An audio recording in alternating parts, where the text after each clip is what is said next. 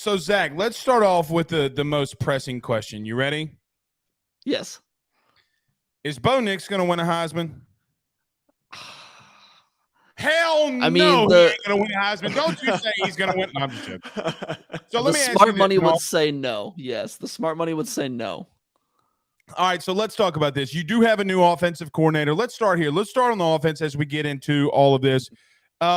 Look, last year Oregon, I think, did surprise some people. They got blown out by Georgia, but in the game one. But look, first game under Dan Lanning. I mean, what did you really expect? Did you really expect to beat them? I don't really think the national champions were going to play around with anybody. But Bo Nix, Dan Lanning, this team, they still fought. They still emerged. They still had some really good games. You do lose your offensive coordinator, but Will Stein, a guy that was at Louisville, he's a really young guy, really good young offensive coordinator. I guess through this spring and through this team, what have you seen so far that you like from the offensive side with the Ducks? We really haven't seen too much yet. I mean, so Oregon, they had 2 spring practices and then they went on spring break. They actually resumed spring practice tomorrow. So we'll get more of a chance to see over this next few weeks what this offense looks like. But on paper, it looks like they should be better. Well, I don't know if I should say better, but they should be pretty good. You got Bo Nix coming back for another year. Obviously, a lot of people think that he's going to be as good as Leo was last year, if not a little bit better. I think that there's some people that say maybe he could regress a little bit. And last year was an outlier season. I don't know. We need to see him a little bit more because he had a lot working for him last year. Like you said, Kenny Dillingham, who he knew from Auburn, he had a really, really veteran offensive line with actually 4 of those starting offensive linemen are gone now. So you got a pretty much remade offensive line, a new offensive line coach, new offensive coordinator. A lot of people saying, he's a Heisman favorite. Yes, he is. Is he going to win the Heisman? I don't know. I just need to see what he can do with this new offense so far. But they've got the pieces around him. They've got a really talented offensive line that we haven't seen what they look like yet. Really talented pieces. They've got a great running back room, great receiver room. I think offensively they're going to be pretty good. But just like last year, the defense is going to be what carries this team. And if they can't stand up like they didn't last year, it could be, a relatively disappointing season if you consider the high expectations. Disappointing is in 2 to 3 losses, not 6 losses. So as a former Rhody Ram football player, I have to ask about this to get this out of the way.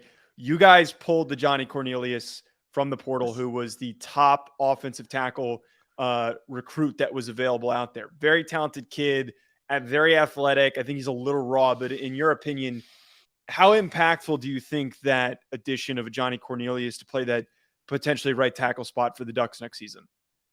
I think it's huge. I mean, I talked to a couple people in the program that said that his presence in the locker room was so massive before they even got on the field and saw his talent. Just that he's really a grown up and has some experience in that locker room, and is really, because it's a relatively young team. I mean, you look at the other side of the ball, or other side of the offensive line. Former 5-star offensive tackle Josh Connolly, who was the number 1 offensive tackle in the 2022 class. He's projected to be the left tackle. And if you've got a Johnny over at right tackle, he can kind of help him along a little bit. Obviously, he doesn't have that experience at the Power 5 level, but he knows how to play football. He's been in locker rooms before. He can kind of really be a leader of that group. And like I said, you got a new offensive line coach because Adrian Klim, who was the offensive line coach, went to the NFL with the New England Patriots. So they brought a young guy in too for the new offensive line coach. So a lot of moving pieces, but like I said, they've got the talent to be really good. We just need to kind of see them put it together. Zachary Neel joining us. Zach or Zachary? What would you, or does either one? Zach okay. Is fine. All right, I'm just too southern and too slow to say the full name. Zach, I'll put that on me. So Zach, you bring in an interesting dude, a guy that I think that us in the Southeastern Conference have followed for a long time, and Jordan Burch. Yeah. How massive is that for Oregon just in general? Okay, like you have a talent that more than, and I know Joe's going to hate me for saying this, but he will be a top 10 NFL draft talent. What's the impact of Dan Lanning being able to recruit and get a guy like that out of the portal? It's huge. One, I mean, so there's the on-field impact and then kind of what it says in the recruiting world as well. But I'll start with the on-field. This is, I mean, obviously the biggest transfer portal player they landed this year, just because you look at where it comes on the field. I mentioned earlier, Oregon's defense, I mean, we can just say it, they were bad last year. They were, bottom half of the league, if not bottom 10% of the nation in most metrics. They were terrible at rushing the passer. They had, I forget how many sacks they had, but it was ranked 110th or something like that in the nation. I mean, it was bad. And because of that lack of pass rush, the secondary was terrible, because you can't ask these cornerbacks and safeties to cover for 6-7 seconds and have success, especially when you're in the Pac-12 and you're dealing with quarterbacks like Michael Penix, Caleb Williams, Cam Rising. I mean, you're going to get diced up like that. So they went into the portal and they addressed that. They got the number one edge rusher that was available. Someone who, I mean, you saw him at South Carolina. He's a solid player, and I think that he can be really, really good with the right coaching. And like you said, this is the recruiting aspect of it is just really impressive, because this is someone that Dan Lanning recruited hard when he was down at Georgia, and he was one of his main recruiters and wanted him in Georgia, and he didn't get him, but he came up to Oregon and he kind of waited a little bit, 2 years, and said, hey, why don't you come up here over to the Pacific Northwest and join me up here to see what you can do. So it kind of starts this new trend where Oregon, they had a top 10 class in 2023, but they also missed out on a top 5 class, because they had several 5 stars that they probably finished second for a lot of them. And we've talked about that. Hey, in this new transfer portal era, that may not be the worst thing, because look at Jordan Birch. Dan Lanning finished second for him, but he ended up getting him in the end, because, a lot of these kids, they may not commit somewhere. You never know what Peyton Bowen would do, right? Like to your point. That was a mess. I mean, Peyton Bowen in 2 years could be in the. I was just saying, no, you're I didn't fine. mean to interrupt you. You're fine. Peyton Bowen, it's a perfect example. In 2 years, he could say, hey, I don't like Oklahoma. Where should I go? Oh, I liked Oregon before. Maybe I'll like him again. So it's that type of thing that you Jordan think Birch really showed that. Say, I'm going to Notre Dame and then just go to Oregon? Do you think he'll do something like that? Probably. I don't know. Joe's a big Notre Dame fan, so I had to troll him a little bit. Which is, it still stings, and I was upset when he picked Oregon, but weird to know that he's going to Oklahoma now. But speaking of defensive backs for the Ducks, though, you're losing Christian Gonzalez, who was one of the best corners in the country and in the conference last year. He's going to be, I believe, at least a top 20 pick at the bare minimum in this draft class. Yeah. Who is next up in that secondary to take over for a very well-coached defense, typically in the history of Dan Lanning leading these groups? That's a really good question. We don't quite know. I mean, don't boost his ego. Don't tell him. I mean, there's a theme on this defense right now that there's talent, but we haven't seen it yet. There's a lot of unproven talent. Triquez Bridges was the other starting cornerback alongside Christian Gonzalez last year. He's probably going to be, the lockdown corner this year, but he definitely needs to improve if he's going to be that, quarterback one and that lockdown defender. There's a couple guys on the roster that were former 5 stars that were really good prospects coming up, but we haven't seen it on the field yet. They haven't really popped yet. They got Kyrie Jackson, a cornerback transfer from Alabama. Hopefully he can be someone that steps up for them. But, like I said, we're going to learn over these next few weeks of spring ball who really steps up and who can have that impact, because they definitely have some holes to fill in that defense. And cornerback is maybe number one, because you lose a guy like Christian Gonzalez. I mean, he was an electric player and he was a fantastic cornerback. So losing him really hurt. So a guy that I kind of really watched a lot was Tysheem Johnson. Okay, the guy coming in, played at Ole Miss and probably was one of their better athletes that he had back there. Do you see a trend in the pack? I don't know how to ask this without being rude, okay? And I don't take this the wrong way. But we just got done talking about USC. USC went into the portal and got five of their top transfer portal guys coming from the SEC. Oregon's not that far off. Do you see a little bit of a trend in the portal? These coaches in the pack are just going to get some of these SEC guys, because usually in the SEC, it's not from in conference, it's from everywhere. But in the pack, when you go down it, it's normally guys coming from the USC or, like Joe said, a mid-major or an FCS school that Kai's just really good. Have you seen a little bit of an uptick of former SEC players going out to the pack? I think, yeah, it's a nice trend that started to build. I don't know that coaches look in the portal and say, "Hey, if they played SEC ball, we're gonna get them." They're gonna try and find someone that fits their scheme. But I mean, Right. Dan Blake doesn't Lanning like is gonna. that. Well, no, I mean, when you talk about the top 7 transfer portal guys outside of the guys from Colorado, I'm taking them out for just a minute. 7 of the top 10 came from the SEC. It's why I'm asking, like, seriously. It's a fair question. Yeah. Well, I mean, you look at some of the top players, and I think it is kind of coincidence. Well, not coincidence that they came from the SEC, but let's be real, that's where the best players play. And so Dan Lanning spent years down the SEC at Georgia and Alabama. He knows the type of players that he's getting, and he's recruited those players. And now that he's able to bring them out of the SEC, bring them to the Pac-12, I'm not surprised that he's gotten several SEC players. I mean, Bo Nix as well from Auburn last year. So yeah, Right.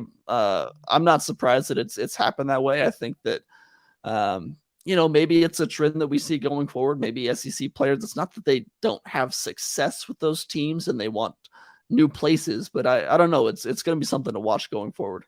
No, Ole Miss's secondary just absolutely sucked, and that kid needed to get out of there so he could actually get drafted. One more for me, and then I'll kick it over to Joe. Okay. In reference to Oregon, is this the year that you think that they can make the playoff? I know it's a very a loaded question. I know you say you got to find out a lot about the guys that you're getting you're replacing.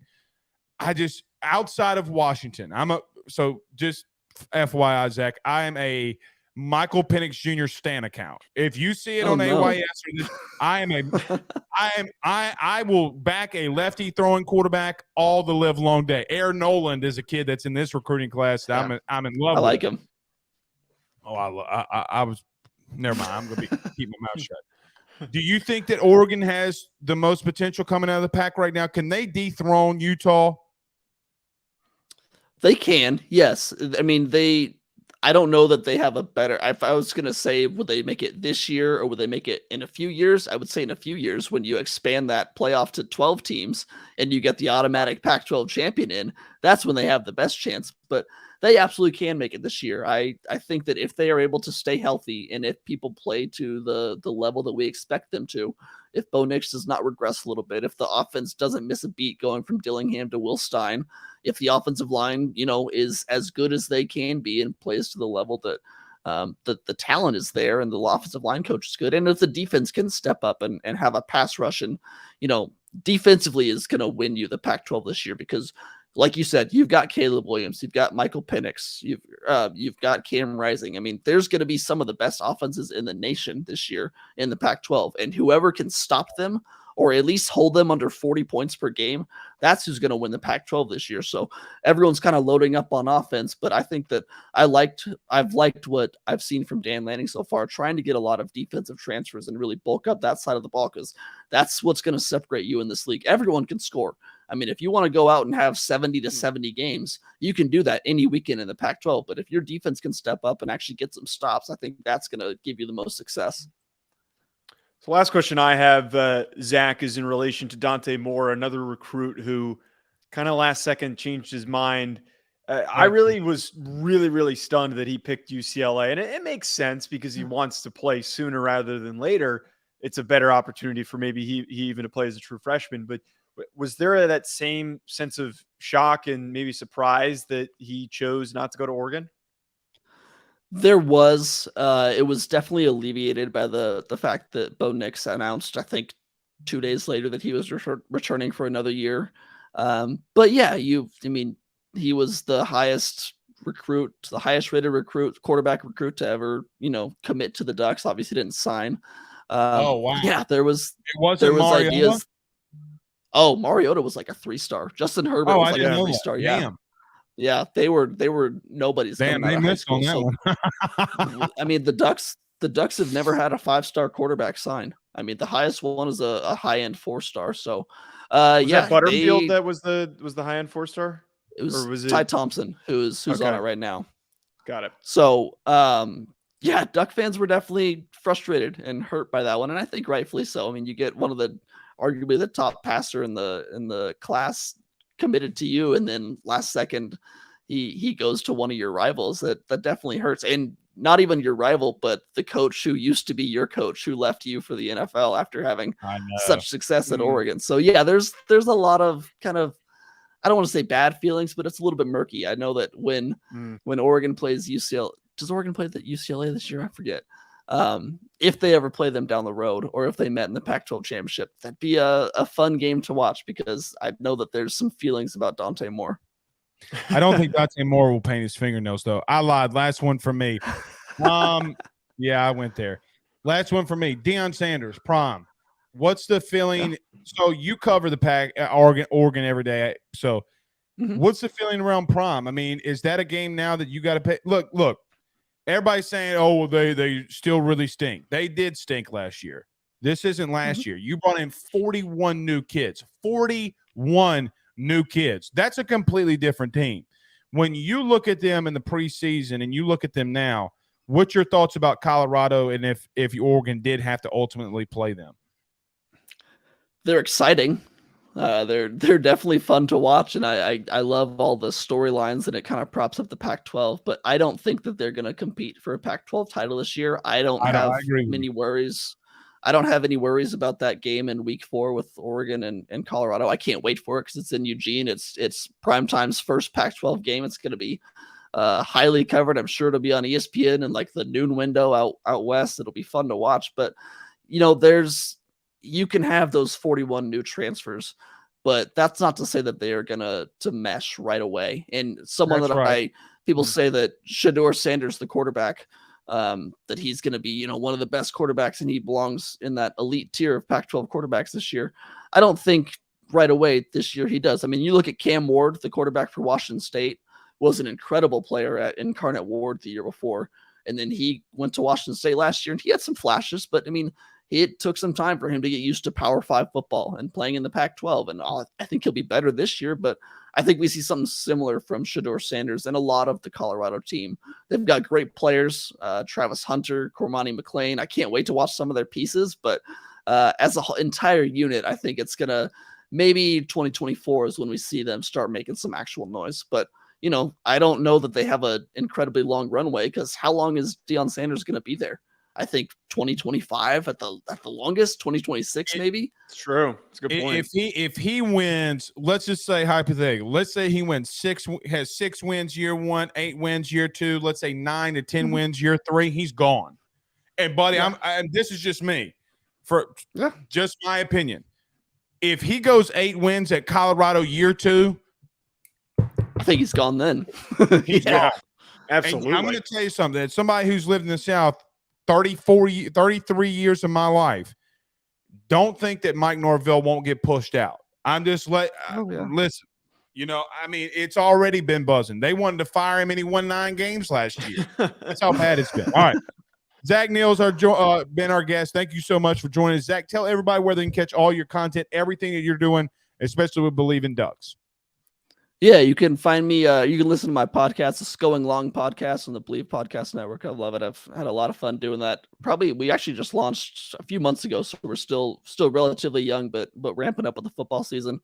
Find me duckswire.usatoday.com. Follow me on Twitter at Zachary C. Neel, and keep up on the latest with the Ducks. Got a lot going on out here. The only thing I'm going to tell you as you exit here, whatever you do on Twitter, you better back Angel Reese of LSU. That's all I'm going to tell you. That's all I'm going to tell you. We're Angel Reese. I'm staying out of that entire conversation. I'm staying out of it. All right. Blake's trying to get everyone in trouble. Thanks, Zach. Appreciate it.